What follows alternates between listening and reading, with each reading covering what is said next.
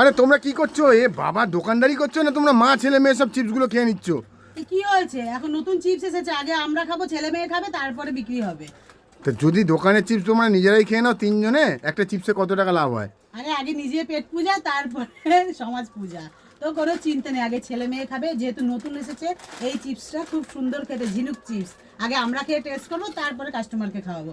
নিজে যদি খেয়ে স্বাদ না বুঝি তাহলে লোককে কি করে কনভিন্স করবো যে জিনিসটা ভালো? আমরা কাজটা করছি কিসের জন্য? আমরা তো খাবো বলেই তো কাজটা করছি। আগে খেয়ে নি, তারপরে লোককে খাওয়াবো। একদম ঠিক। পরিবার সুস্থ তো সবাই সুস্থ। আগে তোরা খেয়ে নে, তারপরে কাস্টমারের কাছে যাক। তুমি একটা খাও, দেখো। আমাকে তো, আমি আগে খাবো। 4 দিনের জীবন, কতদিন পাবো কিনা জানি না।